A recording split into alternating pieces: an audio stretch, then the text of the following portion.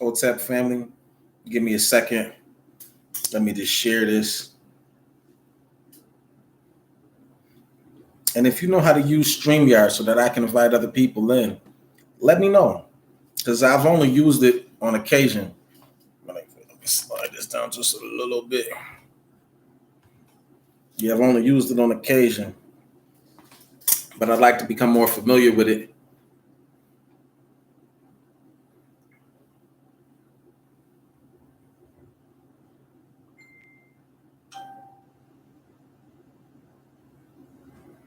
Mhm. That ding you heard was my bro. He'll be hitting me up in a second. I'm trying to figure out how to share this to other social media platforms while I'm doing this. I don't really know how to do it, but I do know I'm connected to StreamYard and I should be able to do it. So, what I'm going to do now is go home, go live. No, that's not what I'm going to do. I'm going to go to my library, right? My videos, no, lives. Well, if I'm going live now, how do I share it? Interesting. I know y'all probably like, he realized he talking to himself. The most successful people talk to themselves, I promise you, whether it be in their head or out loud. And I'm just having some fun this morning, feeling really good. Got my workout on. I didn't do it today, but this is my next day that I'll be getting it in for this week. I don't know how I did this, so I'm trying to figure it out. History. Nah.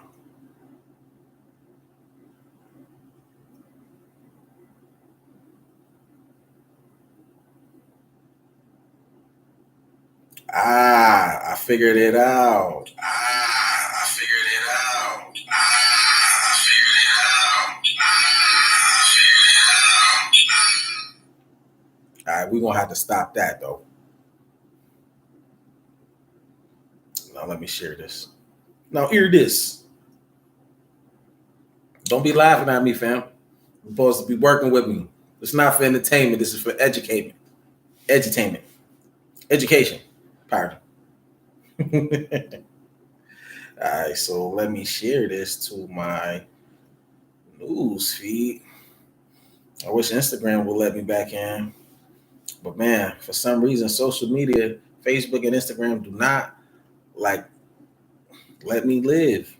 I only can do certain things here. I gotta have another phone for Instagram, and it's just difficult for me because I like to tie everything all together. But I also know that some people don't like what I'm saying. But that's their problem. I'm not speaking anything that you can't buy out of the store.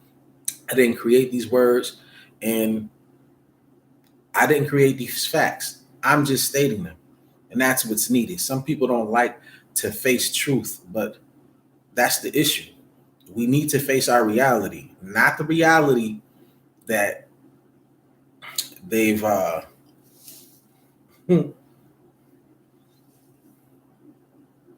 project on us with precision. The true reality of what we are, who we are, and what we can be. All right. Also, I got friends on social media. I can't tag you because you have something set up where maybe it's that you, and I'm not talking about those of you because I have it set up whereas like if you tag me, I get to review it before I can really be tagged in it, right? But some of you, you have it where even if I tag you, I can't even tag you basically. And I know some of you this is important to, and I would like to tag you. So if you know anyone that represents the red, black, and green that's tied into me and I'm tied into them some way, somehow, please let them know. If you got me on block or if you got me in permissions where I can't tag you, please untag. please allow me to tag you so you can get this information too. Because I want you to tag me in the stuff that you got going on. This is how it works. This is a network. This is what we do. You know what I mean? So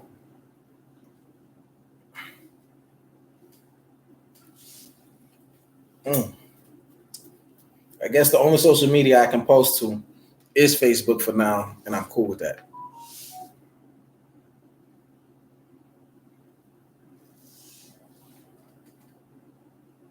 Let's get to it.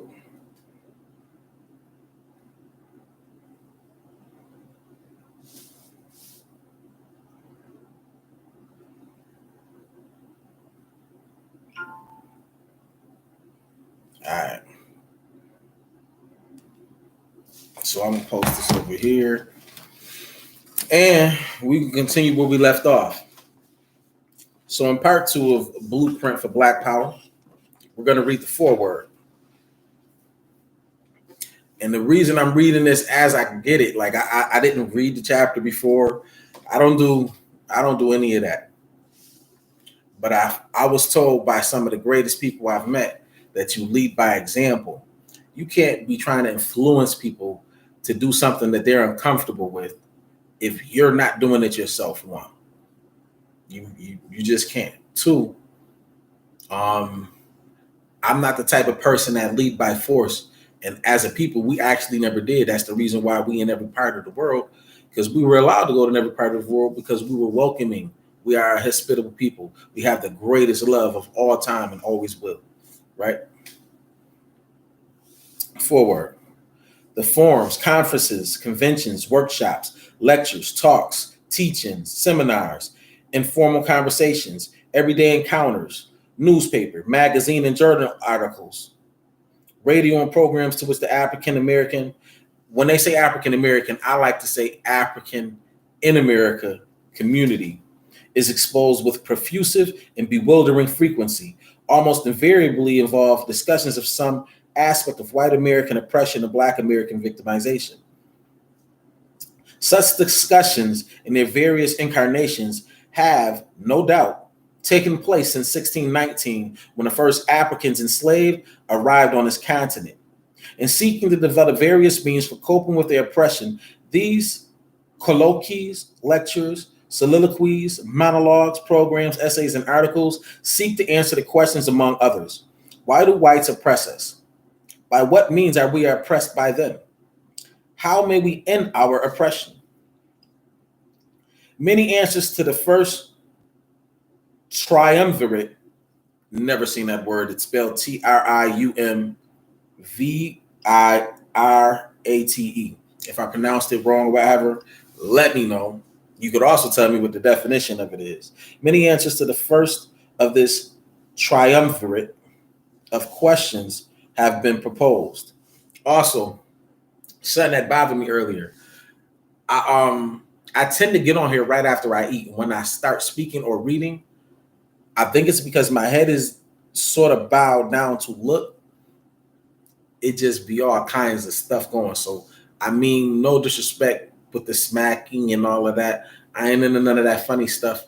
I just noticed it when I was listening to how I sounded earlier, and I wasn't trying to be extra, none of that. But I guess when I eat, the juices be flowing in my mouth, and this microphone picks up everything.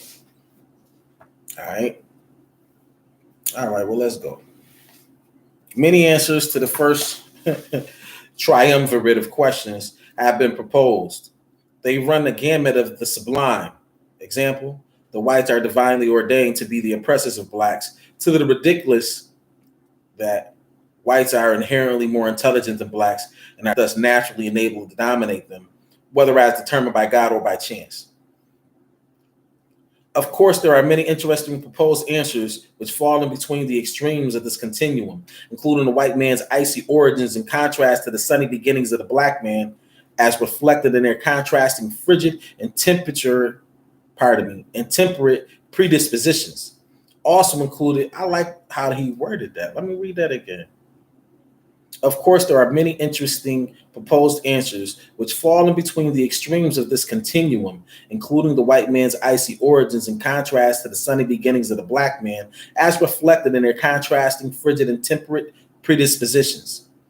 Also included is the minority white man's inordinate need to steadfastly guard his recessive gene pool, the pristine source of his racial purity and identity, against pollutive and miscegenous admixture with the majority black man's dominant gene pool. Declarations proposed as answers to the first question implicitly answer the second. Color, its intensity, has been accepted as the measure of God's favor, from blessedness to cursedness, from brilliant giftedness to dim-wittedness, from cold calculation to warm gullibility, from vulnerable recessiveness to threatening domination. Therefore, the darker ones, the darkest race, is designed to grasp at the is destined to grasp at the shorter end of the stick, to remain unaccepted, unassimilated. If you're white, you're all right. If you're yellow, you're mellow. If you're brown, stick around. If you're black, stay back. However, a brief review of history very quickly disabuses us of the idea that color, or the lack of it, is destiny.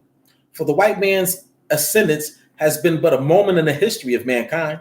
The 500-year rise up of Europe, the 200-year rise of the United States, even lifetimes of the Greek, Roman, and Holy Roman empires are but flashpoints of time relative to Egypt's 10,000 years, the ancientness of Ethiopia, the 1,000 years of Ghana, and the 1,000 years of a plethora of African kingdoms and empires, free, virile, virile, V-I-R-I-L-E, virile, I believe that's, you know how to pronounce it, ingenious, and therefore not her, ingenious and independent. For Europe is Africa's wayward bastard child, and therefore not her ordained master.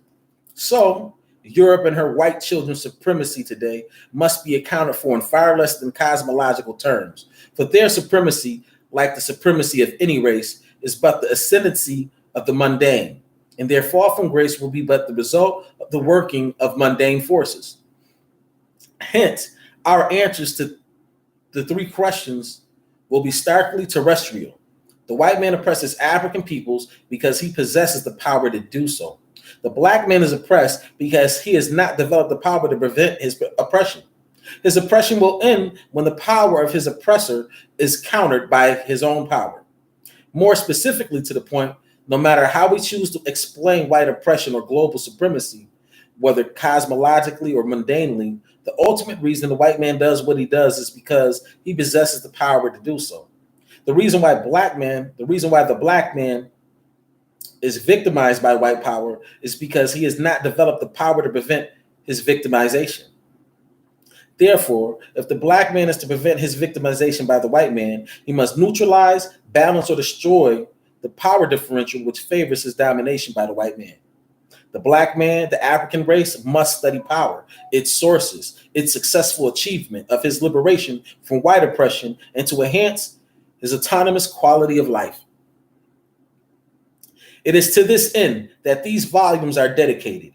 It is our intent here not to be ingeniously original or purely academic, for we wish to solve practical problems which revolve around the development of African power. We hope these volumes will in some good ways contribute to the empowerment and liberation of African peoples. Dr. Amos Wilson. Editor's note.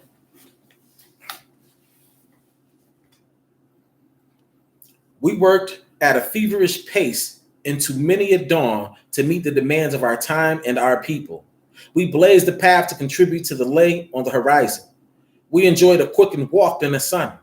The walk in the sun was too good to last. The harshest adversity struck. Just weeks from editorial completion of this work, the esteemed author and friend passed very suddenly. Our community responded with astonishment and anguish. From near and afar, tributes poured in. I recall the despair and trepidation. Folks pondered, where do we go from here? Concern for the completion of this mammoth work abounded. The task fell to me to conclude this encyclopedic treatise. revolutionary psychologist, brother, thinker, master teacher, humanitarian, activist Dr. Amos Wilson joined the pantheon of the ancestors on Saturday, January 14th, 1995. Though near completion, the final phases took an unexpected 3 years. This attests to the multidisciplinary scholarship and superhuman workload charged us by Dr. Wilson. The unfurling nature of the material in this work required frequent updating along with meticulous referencing and indexing. Scholastic excellence compelled the signature work be done in honor to the eminence, sagacity, clairvoyance, fortitude, and magnanimity of our brethren. Through thunder and life challenges, my commitment culminated in the bringing of this offering to our people. The privilege was mine. To Amos, this one is for you wherever you are. May you continue to be my friend wherever you are, somewhere out there. As so many can attest, a simple stroll with you is a light year of memoirs. S&P 1998. That was dope. I hope when I transition in 87 years, the people remember me as well as he was just honored. That was dope. That was very, very thorough. Very thorough. The year was 1992. We embarked on preparing a series of lectures on issues of power as they impact the African world, the African American community in particular. This culminated in the Blueprint. Some 20 years later, Blueprint for Black Power has a new family. A steady stream of readers worldwide searches analysis and recommendations. Fast forward to 2011. We added essential reading in the age of Obama to the cover. Though Blueprint long preceded his presidency, the nonsense of a post-racial America and other newspeak having collapsed in the face of relentless racism, continued economic decline, severe consequences of recessions rocking Western global finance have manifested enormous detriment on African and American communities. As is historical in America, even when the economy recovers, the losses in Black wealth, employment, education, and the like continue. Black ownership, earnings, manufacture, trade, employment, savings, and those parameters used to measure our demographics are hovering at numbers untenable and can be perceived as languishing at Great Depression levels. So recovery for whom? Not that talk. In essence, things remain the same in spite of apparent changes, similar to the 1968 ascent of Nixon when the U.S. war in Indochina sucked the life of Black advance in Johnson's New Society, war on poverty after hundreds of years of outright slavery, Jim Crow apartheid, entrenched institutional racism, white terrorism. So it is today as the nation embarks on another war guaranteed to drain the coffers of the nation, thereby stemming Black recovery and advance again. The post-war peace dividend became a check returned for insufficient funds. The question of where would we be on the next upturn beckons.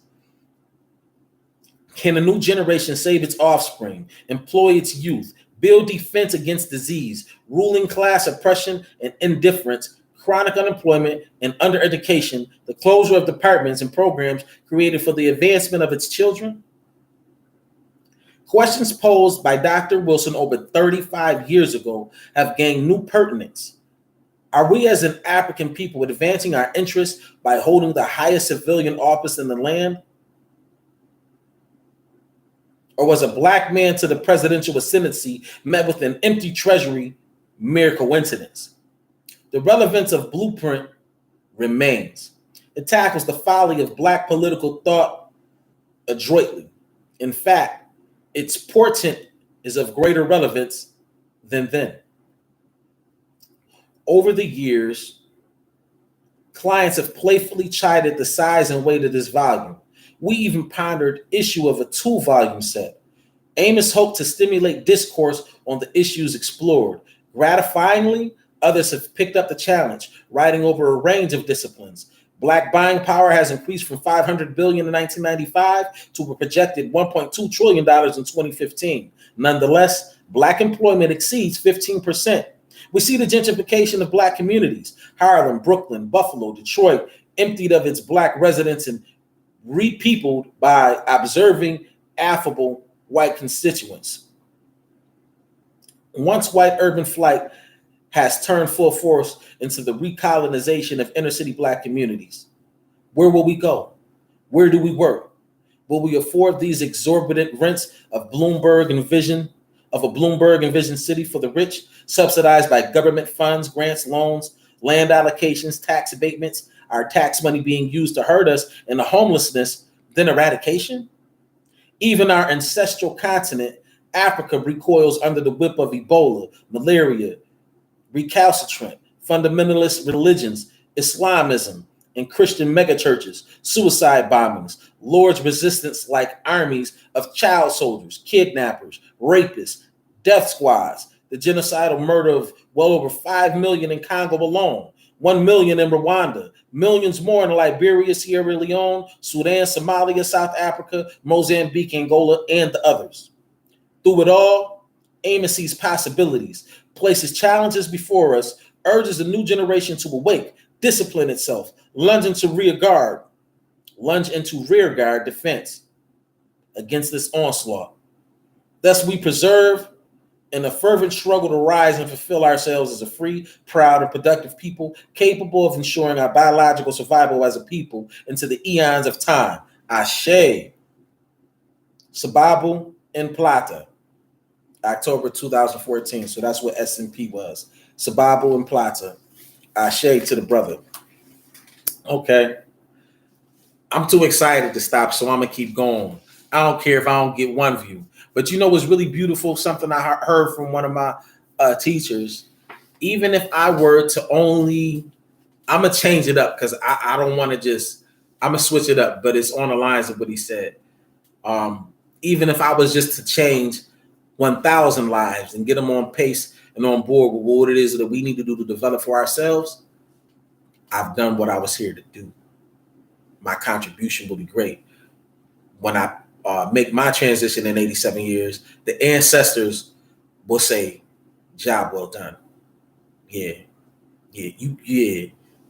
Remember I told you, your life is bigger than you. Oh yeah, you owe yourself more than anyone. But there were people that came before you that paved the way that you might not even know. And I mean, they could be related to you or not. But at the end of the day, you breathing. You got an opportunity. You woke up today. A whole bunch of people didn't. And a whole bunch of people won't tomorrow. But you got the opportunity. I'm going to go ahead and I'm going to start chapter 1. What is power? The definitions of power are various and conflicting. This is due mainly to the multifarious nature of power itself, rather than due to its unreality or ephemeral spirit. Few, if any of us, doubt the reality of power and the tangible effects its application engenders. Our confusion as to its exact definition more likely flows from the fact that power, depending on context and circumstance, assumes ubiquitous shapes and forms, varying degrees of transparency and visibility. Power is a chameleon. It takes on the texture of its environment. It is not our purpose here to untangle the web of power definitions. It is not necessary for us to do so. However, a review of a number of definitions of several forms of power will provide an intuitive understanding of its essential meaning, which is all that is necessary to our mission. Power comes with being, with interactive existence, with being alive. It is the essence of life and the motive force of growth and development and the adaptability of living things to environmental changes and demands. Power refers to the ability to do, the ability to be, the ability to prevail. Beingness and aliveness originate with power. To be powerless is to be willless, impotent and lifeless, without effect or influence, to be nothing, of no account. Thus, we concur with Rollo May when he contends that power is essential for all living things, man in particular, cast on this barren crust of earth eons ago with the hope and requirement that he survive, finds he must use his powers and confront opposing forces at every point in the struggle with the earth and with his fellows. The unimpeded intentionality of living systems, including especially human beings, is self-realization and self-actualization, the fulfillment of genetic potential or possibilities. This intentionality must be empowered to be realized. Thus, to paraphrase Friedrich Nietzsche, wherever we find the will to live, there we find the will to power. Power is essential to our existence and the most influential factor in determining our quality of life. As Wartenberg contends, power is one of the central phenomena of human social life. And as Parenti argues, all sorts of interpersonal and may we add intergroup relationships can be seen as involving power, including between lovers or between parent and child. Power, there is no escaping its presence in some form. There is no escaping its use by others to influence in some form our person, our minds, and behavior, and our own use of it to influence the person's minds and behavior of others. We deny the ubiquity of power to our peril. It does not vanish from reality or lose its influence by our refusal to acknowledge its existence. Therefore, we are behooved to recognize this permanent reality and make the best of it, control it, and use it to good purpose. Power in and of itself can be both the detrimental and beneficial aspect of social relationships and can be made to play the negative as well as the positive role in the constitution of human social life. Power can be utilized to achieve personal, social, political, and material ends if it is appropriately developed, organized, and applied. The question of whether power is beneficial or harmful can only be answered in regard to the specific use to which it is put in particular situation. Many in our audience will find this discussion of power disturbing or diseasing. Having been victimized by the abuse and the misuse of power, often crushed by the powers that be, the reader who identifies him or herself as among the powerless or as a member of a relatively powerless group, example, an African American, will be the more perturbed by our discussion. The oppressed and downtrodden, having been traumatized by the abuse of power by their powerful oppressors, often come to perceive power itself as an inherently evil, as by nature corrupting, and therefore as something to be eschewed, denied, and renounced.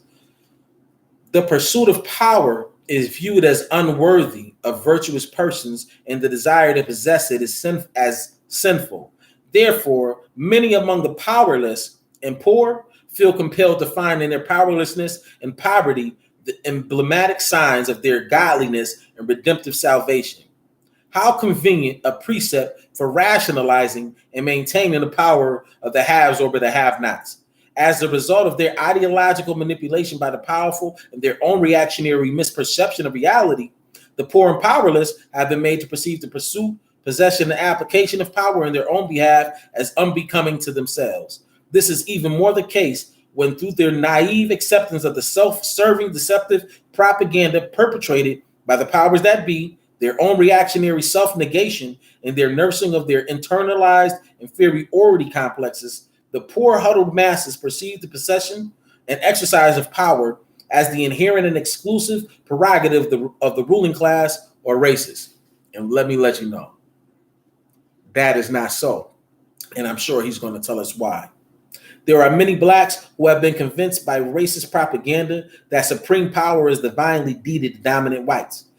They therefore suffer anxiety attacks and feel as if they are blasphemously rebelling against God himself if they, even for a moment, seriously dare to consider conspiring to wrest power from the hands of their oppressors. More unfortunate than this, sorely mistaken theological perception is the self-abnegating perception by many blacks that they are inherently incapable of mounting a successful campaign against oppressive white power and therefore must sulkingly seek the least onerous accommodation to it. The perception of and orientation toward power on the part of African peoples is but a prescription for their unending subordination exploitation, and ultimately, when it is convenient to the purposes of their oppressors, their genocidal demise. Therefore, if they are to survive and prosper in freedom, then, like it or not, African or Africans and American peoples must come to terms with power. We must be ever conscious of the fact that the establishment, whatever reward it gives us, will also, if necessary, to maintain its control, kill us. The typology of power. In perhaps its most general sense, Rollo May defines power as the ability to cause or prevent change. Power is fundamentally ambivalent in that it exists in both latent and manifest forms, is both stabilizing and destabilizing, both a causal factor in bringing about certain changes in social and environmental circumstances, as well as in preventing them. Power may conceivably refer to the ability to achieve a desired goal or to the ability to willfully resist, or overcome certain social and environmental conditions imposed on oneself by others, or the ability to impose on others against their will or outside their awareness certain social, environmental circumstances and behavioral demands. Instances of defining power as the ability to or power to include the definition of power as the ability to get what one wants, as the capacity of some persons to produce intended and unforeseen effects on others, wrong, or as the ability a person or group has to produce intended effects upon the world around them to realize their purposes within it, whatever the purposes happen to be. Power as the power over, in contrast to power as the power to, emphasizes the use of power by one person or group to constrain or restrict the possibilities or options of another person or group. Power over refers to power that is exercised over an agent, example, a person or group, when he is not able to act freely, that is, with a full set of possibilities available to him. Wartenberg explicates the concept of power over more clearly in the following statements. An agent who acts in a context in which someone else has power over her is not able to do as she wishes, but faces a situation in which the structure of her action environment is in the control of someone else. She is therefore not in the normal circumstances of human action, and as a result, her responsibility for her actions is modified. Instances of defining power as power over include the definition of power as the possibility of imposing one's will upon the behavior of other persons, the ability to influence or control the actions of others, to get them to do what we want them to and what they would otherwise not have done, and finally, as the capacity to affect the conduct of individuals through the real or threatened use of rewards and punishments. The person or group which possesses and applies power over another person or group. The person or group which possesses and applies power over another person or group is thereby enabled to structure and restrict the action range of the subordinate person or group and to limit the options available to him or it.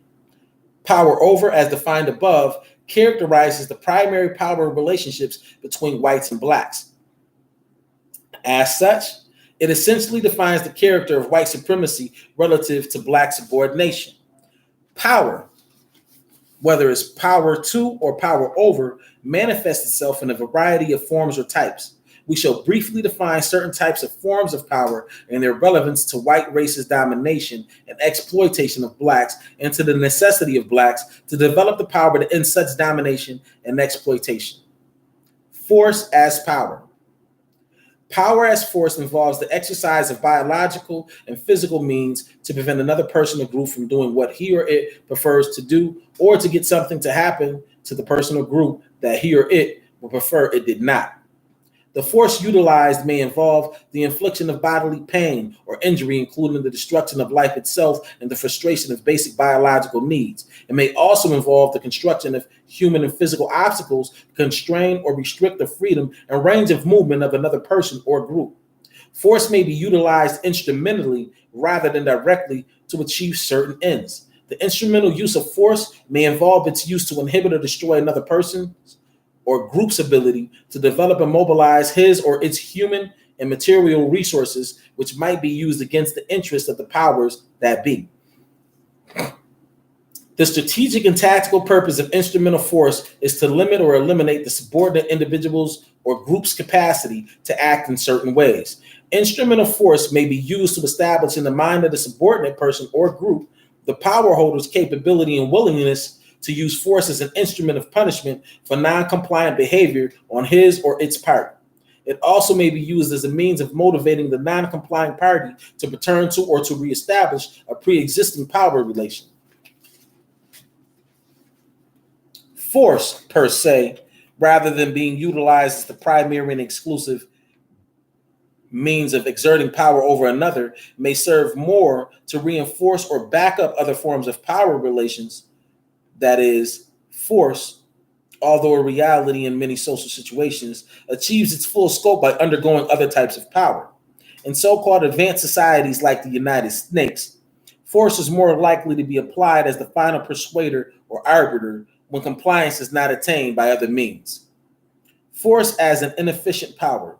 In the context of the modern nation state, the use of force as the primary regulator of social and power relations, as the primary means of achieving the results desired by power holders, is more often than not inefficient, counterproductive, and fraught with onerous complexities and unintended outcomes. It is also often socially, economically, and materially costly to exert and maintain.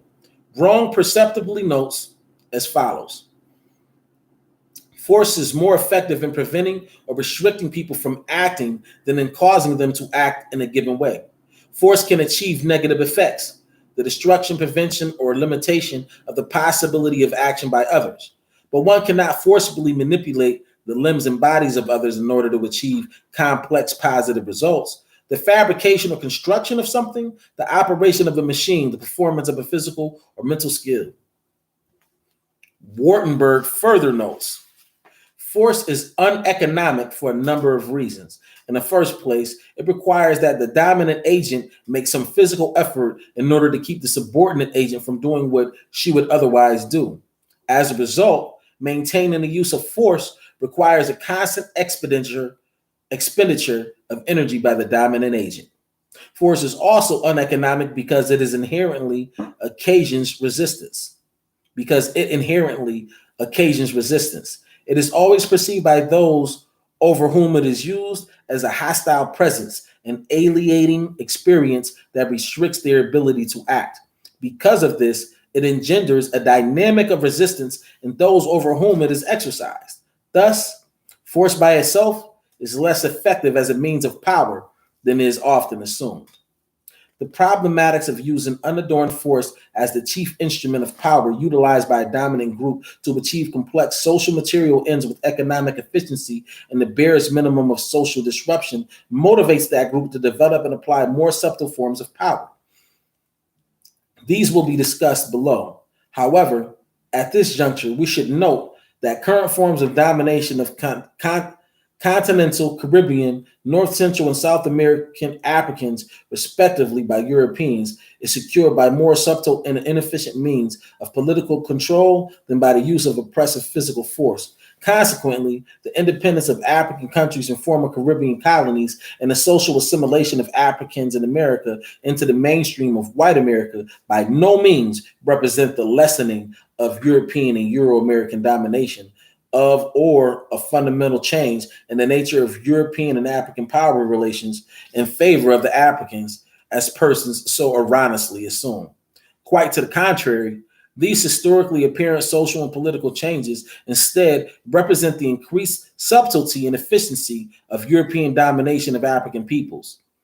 It should be noted that the ability to use physical or militaristic force as the final arbiter of power relation still lies overwhelmingly in the hands of Europeans and Euro-Americans. It is this force differential that Africans across the diaspora must in some way resolve, neutralize, or frustrate if they are to gain true parity with Europeans and Euro-Americans and indeed gain their liberation from European domination. Psychic violence. The most powerful obstacle against the liberation of African peoples from the white domination and exploitation is not the ability of whites to use superior military or police firepower or their threat to use it against African insurgency, but it's their ability to engage in unrelenting psycho-political violence against the collective African psyche. It is the white monopoly or psychic violence and their devastatingly ingenious use of it against the minds of African peoples, which represent the greatest threat to African survival. Wrong insightfully points out the nature of this form of violence. There is a form of conduct, often described as psychic, psychological, or moral force or violence, which does not fit readily under the rubrics of any of the other forms of power. If physical violence involves inflicting damages on the body of a person, how is one to classify the deliberate effort to affect adversely a person's emotions or his feelings and ideas about himself by verbally or in other symbolic ways insulting or degrading him? If power includes the production of purely mental or emotional effects and is not confined to the eliciting of overt acts, then the psychic assault of, say, a nagging, browbeating spouse or parent, the defamation of the character of a political foe or even of an entire group constitute exercises of power. Damage to the psyche is surely as real as damage to the body. It is plainly not true that sticks and stones may break my bones, but names can never hurt me. Psychic violence, in which the intended effect of the perpetrator is to inflict mental or emotional harm, is continuous with physical violence. The ultimate force in the world is the force of mind. When that force is defeated, all is lost. Let me repeat that for you listening. The ultimate force in the world is the force of the mind. When that force is defeated, all is lost. Dominant whites have used words and symbols to violently and unrelentingly attack oppressed blacks in 1,001 nefarious ways, including the projection of dehumanizing stereotypes, caricatures of them, the falsification of their history and culture, the miseducation of blacks, and the engaging in chronic derisive, derisive, media attacks on their morals, behavior, intelligent ways of life, sexuality, physical features, motives, and values. The final end of the violent white instigated psychic assaults against the collective psyche of blacks is to induce in them states of false consciousness, self-alienation, and self-hatred so as to irreparably impair their capacity to overthrow their white oppressors through the mobilization of their human and material resources. Let me read that again because I know a lot of you didn't get it. And when you hear it, you're going to want to read it again. If I heard that, I would need someone to read that again for me because it was so deep, so thorough, and so righteous. I got to hear it again. The final end of the violent white instigated psychic assaults against the collective psyche of blacks is to induce them in states of false consciousness, self-alienation, and self-hatred so as to irreparably impair their capacity to overthrow their white oppressors through the mobilization of their human and material resources. False consciousness, self-alienation, and self-hatred are conjoining states of mind which motivate oppressed blacks to engage in continuing self-defeating, self-destructive assaults against their own interests and against themselves. Consequently, by these means, blacks are unwittingly manipulated into forming alliances with their oppressors and exploiters and disempowering themselves and empowering those who dominate and exploit them all the more. I mean, you can follow that when you look at the way they set up the music industry. They take the masters and all of the music, they keep it all. And if you're in hip hop, for instance, you have to create songs that disempower us as a people, that keep us going against one another, that get us focused on material things that really become liabilities and are not income producing assets. We got it all backwards. We'll go buy some clothes, some cars, and all of that, but we ain't got groups of people talking about how we buying these houses, you know, how we getting land trusts, how we growing food and vegetation, how we're building schools, how we're building banks. Remember, I told y'all just a week or two ago, if all of us decided to take all our monies out of the banks and go put it in the black bank right now on everything I love, the entire government would be like, yo, black people just moved all their money to this black bank, and it looked like they about to do something. We need to talk to them to make sure that we can keep their attention and get them to continue to do business with us. I'm telling y'all, we one of the strongest people in the world. All we need to do is come together. But I was saying the things that I was saying in reference to the music, it's debilitating. Like even like what he just said. Where was I? Continuing self-defeating, self-destructive assaults. Do any of that music, is it self-liberating, or is it pitting men against women, women against men, the old against the young against the old? You feel what I'm saying? Like, come on. It's pitting the street hustler versus the morally and ethically in tuned hustler, right? At the end of the day, we got so much going on. We do not need any more disturbances or any more we don't need anything to keep breaking us up. We need to come together. The power of love that we have for one another, if we can regain that and maintain that, it's nothing that can stop us. Like I'm telling you, we're the greatest. You know what I mean? I'm gonna stop here because I need to make a few phone calls. But hopefully, when I get back, maybe I can tap in the StreamYard and knock off these next few pages, because coercion as power is going to be talked about, and we still got a few more. I would like to knock out this one chapter today, just so that we got some good grounding and good standing. But I hope that your today is great and your tomorrow is greater. Remember, race first at all times, and at all times race first. And when I say race first, I'm talking about thought and behavior that places the political, socioeconomic, educational, spiritual well-being, and overall material survival of the Black race first, to facilitate African sovereignty. That's right. We don't hate anybody, but we got to put ourselves first in order to survive and in order to protect ourselves. And then we can help whoever out, right? But race first at all times, and at all times race first. Hotep family, thank you for joining.